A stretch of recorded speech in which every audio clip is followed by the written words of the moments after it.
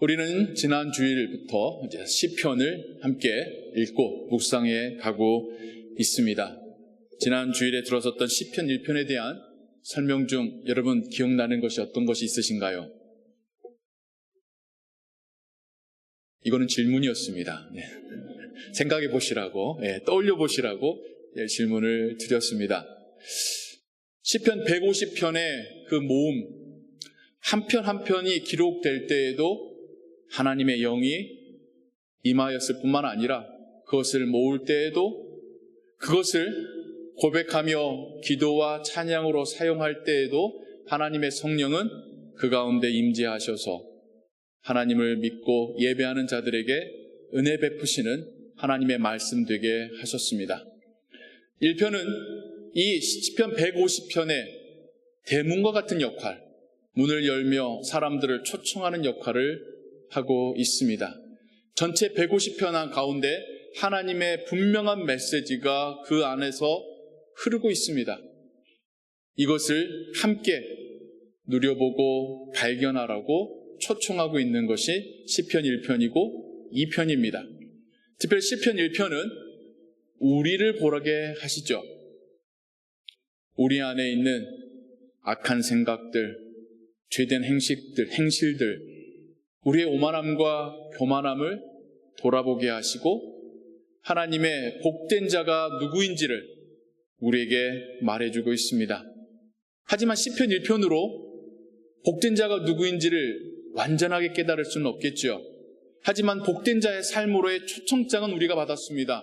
하나님 말씀을 밤과 낮으로 읽고 묵상하는 자, 그는 마치 시냇가에 심겨진 나무가 풍성한 과실과 이파리를 맺는 것처럼 그의 삶이 하나님 안에서 든든히 서리라 라고 하는 초청을 우리가 받았습니다.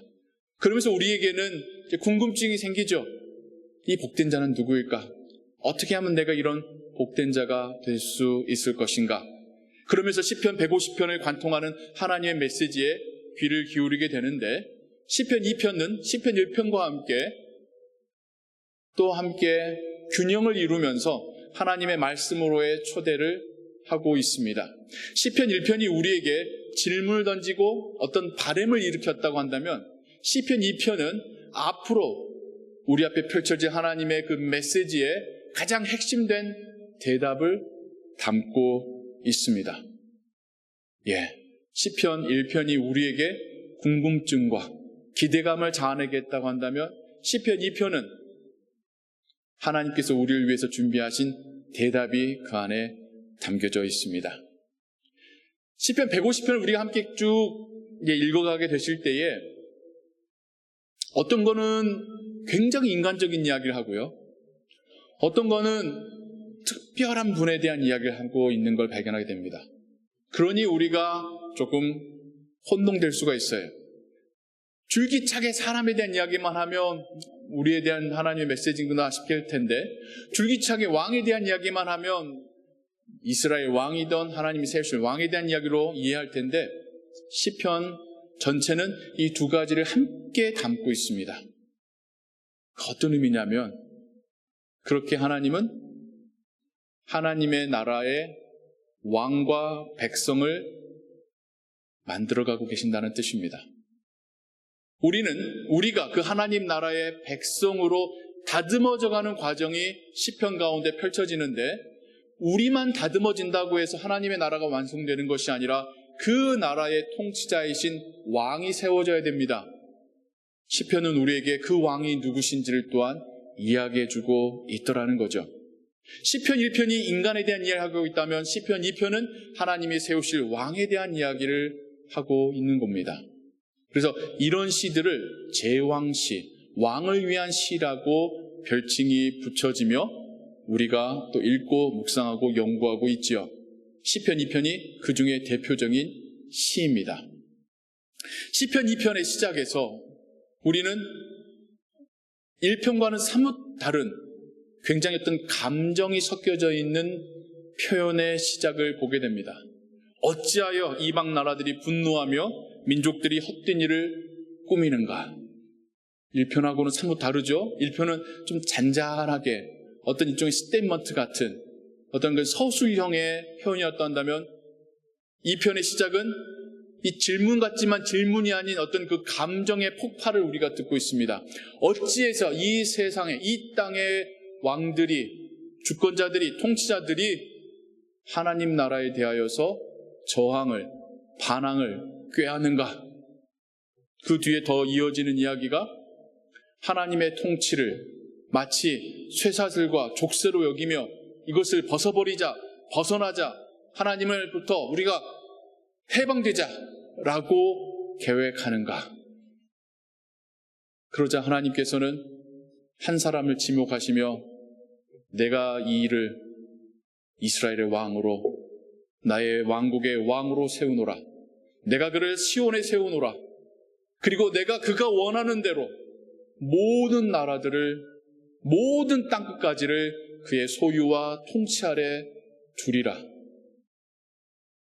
그에게 입맞추는 자, 그에게 경의를 표하고 그에게 순종하는 자는 영원한 나의 나라의 백성이 될 것이고, 그에게 마지막까지, 끝까지 저항하고 받아들이지 않고 인정하지 않는 자는 그의 심판 앞에서 부서지게 되리라. 복된 자는 그의 옆에 서 있는 자들이라. 이게 시편 2편의 이야기입니다. 시편 1편에서 복 있는 사람으로 시작되었던 이 시편 150편의 대문의 이야기는 시편 2편 말미에서 이런 사람이 복된 자니라 라면서 서로 간에 상응하고 있습니다. 얼마나 아름답고 정교한 어떤 시편 1편과 2편의 조화입니까? 시편을 우리가 계속해서 읽고 묵상해 갈 때에 여러분 우리에게 한 가지 좀 전문적인 시각이 필요합니다. 무슨 말이냐면 시편을 해석할 때, 시편을 우리에게 적용할 때에 세 가지의 층이 있다는 것을 기억해야 돼요. 그냥 마냥 이거는 하나님의 말씀이니까, 이 글자도 하나님께서 직접 쓰신 거룩한 메시지니까 그냥 이 글자, 이 단어, 이 문장대로 이해하고 받아들이고 따르면 되겠지라고 하는 그런 문자주의적인 해석과 적용이 아니라 하나님께서 이 상황 가운데 이것을 왜 기록하게 하셨고 그 안에 어떠한 신앙적인 메시지를 담아 놓으셨고, 그리고 나에게는 이 메시지가 어떻게 들리게끔 성령께서 역사하시는지 세 가지의 층을 가지고 바라봐야 합니다. 첫 번째로 이 시 자체가 처음에 의도했었던 내용은 무엇이었겠는가? 이스라엘 민족은 이 두 번째 시편의 두 번째 시를 왕의 대관식이나 결혼식 때 사용했었다고 합니다. 무슨 말이냐면 이 내용 자체가 자신들의 왕을 향한 하나님의 격려와 어떤 약속의 의미를 담고 있더라는 거예요. 그런 식으로 한번 볼까요? 이스라엘 민족이라는 나라가 하나님께서 하나의 나라가 되게 하셨습니다. 주변의 나라들이 있지요. 근데 이 주변의 나라들이 이스라엘을 우습게 여기거나 그들을 괴롭히거나 그들을 공격하고 침략할 때에 그들 가운데 새로 세워지는 왕을 향하여서 하나님께서 너는 내 아들이다. 내가 너희의 아버지가 되겠노라. 내가 너희를 지키겠노라. 모든 열방이, 모든 땅끝까지 너의 통치와 너희 소유가 되게 하겠노라. 하나님이 그렇게 우리의 왕에게 약속하셨습니다. 그런 의미를 가지고 이 찬양을 함께 불렀었던 것이죠. 처음 그러한 의도로 쓰였을지 모르지만 성령은 거기에서 더 나아가서 이 메시지 가운데 하나님께서 기름 부어 세우실 메시아를 말씀하고 있는 겁니다. 단지 잠깐의 수명을 살면서 일할 인간의 왕을 이야기하는 것이 아니라 영원한 하나님의 메시아 예수 그리스도를 이 시 가운데 담아놓고 있는 것이죠. 이것이 두 번째 층인 것입니다. 이 메시아에 대한 하나님의 약속을 통하여서 하나님께서 세우실 메시아가 모든 열방을, 모든 땅끝을 하나님의 나라 되게 하실 거라고 하는 그 약속. 그 메시아의 사역에 세상의 권력들은, 사단은 조롱하며 그를 핍박하고 그를 죽이려 하겠지만 하나님께서 그에게 권능과 또한 권위를 주시어 끝내 승리하고 통치하시고 심판하게 하실 것이라고 하는 그 약속이 시편 2편에 담겨져 있는 메시아에 대한 하나님의 약속입니다. 하나님의 그 말씀대로 예수 그리스도의 사역에 대하여서 그 당시에 권력자들이, 그 당시에 기득권이 어떻게 행했습니까? 예수님을 조롱하고 핍박하고 끝내 십자가에 못 박아 죽게 만들었죠. 하지만 하나님께서는 무덤 가운데, 죽음 가운데 하나님이 택하시고 기름 부으신 그분을 일으켜 세우시고 부활시키시고 이제는 하늘나라의 보좌에 앉히시고 마지막 날의 심판의 권한을 그분에게 위임하셨습니다. 시편 2편은 우리에게 보내신 메시아에 대한 하나님의 메시지입니다. 여기서 우리가 한 단계 더 들어간 세 번째 층으로 나가야 하겠습니다. 그러면 이분을 통한, 이분에 대한 이 시편을 통하여 하나님께서, 성령 하나님께서 우리에게 주시는 메시지는 무엇이냐는 것이죠. 우리가 하나님의 아들입니까? 아니면서도 맞죠. 우리는 하나님의 친자녀는 아니죠. 우리는 신이 아닙니다. 착각하면 안 돼요. 그런데 우리는 하나님께 입양되었습니다. 예수 그리스도를 통하여서 우리도 하나님의 자녀가 되었습니다. 그런 우리에게 하나님께서 주시는 위로와 격려의 메시지이기도 합니다. 심지어 하나님의 아들도 세상의 권력자들이 핍박하고 조롱하고 억눌렀지 않습니까? 하나님의 자녀로 살아가는 우리의 삶 가운데 우리도 녹록지 않은 인생을 살아가고 있습니다. 이 세상의 삶 가운데 있는 자들은 더 권력을 휘두르고 자신들의 입맛대로 정책을 입안하고 대기업든 대기업대로 사람들을 쉽게 해고시키고 그 조그만 직장에서마저도 조금 더 권한이 있는 사람이 갑이 되어서 자기보다 낮은 사람에게 무례하게 행하고 돈이 모든 것의 기준이 되는 세상 가운데 온갖 유혹들이 그리스도인들을 힘들게 하는 세상을 우리가 살아가고 있습니다. 뿐만 아니죠. 우리도 어떻게 감당 못할 몸의 아픔이 찾아오거나 가족 간의 사이에서의 문제가 발생했을 때에 정말 우리의 마음이 무너질 때도 있죠. 세상을 볼 때에나 나의 삶을 볼 때에나 한없이 작아지고 나약해지는 우리의 모습을 우리가 보곤 합니다. 마치 시편 2편에서 말씀하는 것처럼 우리 주변 사람들이, 세상 사람들이 우리를 보면서 별것 아닌 것이 라면서 조롱하는 것 같고 우리로 하여금 한없이 나약해지게 만들고 무기력하게 만드는 것이 이 세상 아닙니까? 내가 어떻게 이것을 다 이겨낼 것인지 막막하기만 한 산더미 같은 일들이 이것 조그만 거 해결하면 또 다음에 또 다른 문제가 우리에게 발생해 가는 것, 이게 인생 아닙니까? 끝이 없을 것 같은 고민과 염려와 해결해야 될 일들의 연속이 우리의 인생 같은 우리의 삶 아닙니까? 언제 이것을 벗어날지 모르겠는 이 삶, 그렇게 해서 한없이 낮아지고 지치고 쓰러질 것 같은 우리에게 대하여서 시편은 이렇게 말합니다. 하나님이 우리를 괴롭히고 우리를 조롱하고 우리를 억누른 그들을 향하여서 비웃고 계신다. 그들이 우리를 넘어뜨려 할지라도 하나님께서 위에서 보시면서 네가 내 아들을, 네가 내 딸을 안 돼 라고 말씀하신다라고 시편이 우리에게 말하고 있는 것입니다.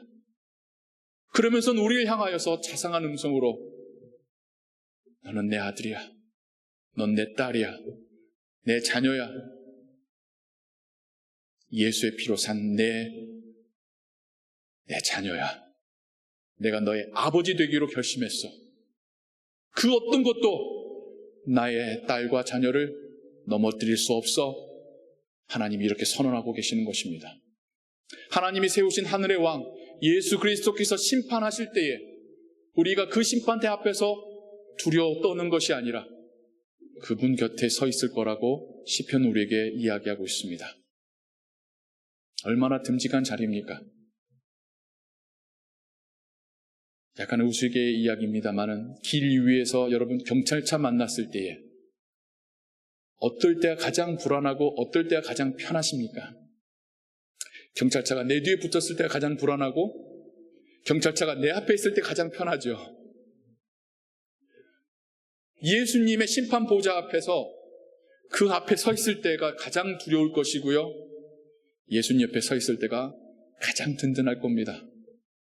시편은 그런 자들이 복된 자들이다라면서 이 편이 끝을 맺고 있습니다. 우리가 살아가는 인생, 이제 앞으로 시편과 함께 펼쳐질 우리의 다사다난한 인생들을 그 시작에 하나님께서는 우리에게 예수 그리스도라고 하는 하나님께서 우리에게 보내신 중보자 메시아를 해답으로 주고 계십니다. 막막한 것 같은 우리의 인생, 내가 어떻게 해볼 수 없는 우리의 인생, 한없이 나약해지고 한없이 초라해진 우리 인생에 대하여서 예수 그리스도를 우리의 왕으로 보내셨음을, 그리고 그분을 통해서 우리도 하나님의 자녀로 입양되었음을 시편 우리에게 말씀하고 있습니다. 그래서 우리 삶 가운데 낙심되고 지치고 막막할 때에 우리가 시편 2편을 묵상하기를 소원합니다.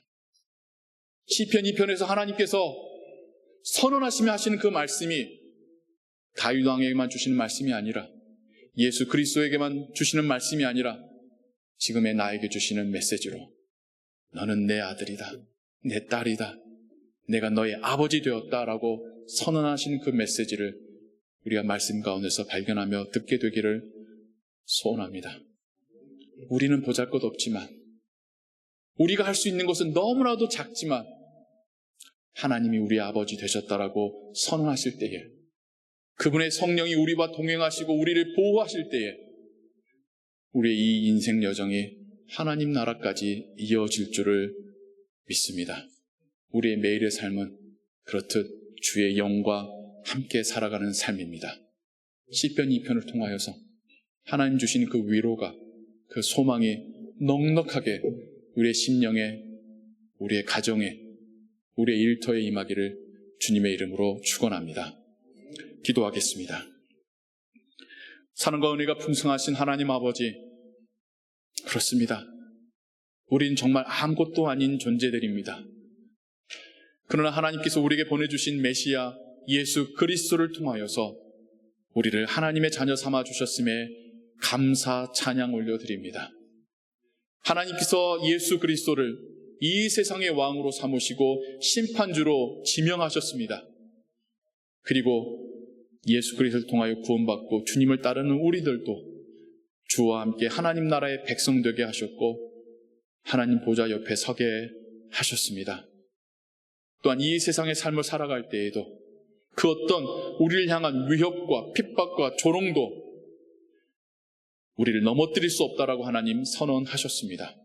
하나님이 우리를 지키시고 우리와 동행하시기 때문입니다. 우리의 기도 제목을 들으시고 우리를 위로하시고 우리로 일어나 다시 걷게 하신 하나님 아버지, 감사합니다. 주와 동행하는 하루하루 되게 하시고 넉넉히 이기게 하시고 우리 입술에서 감사와 찬양이, 기도가 하늘 보좌로 올려지게 하여 주옵소서. 우리가 지고 있는 모든 근심, 걱정, 기도의 제목들을 하나님 앞에 내려놓고 하나님께서 우리에게 주신 그 약속, 너는 내 아들이라, 그 약속을 믿고 의지하며 나아가는 우리의 삶이 되게 하여 주옵소서. 주 예수 그리스도의 이름으로 기도하옵나이다. 아멘.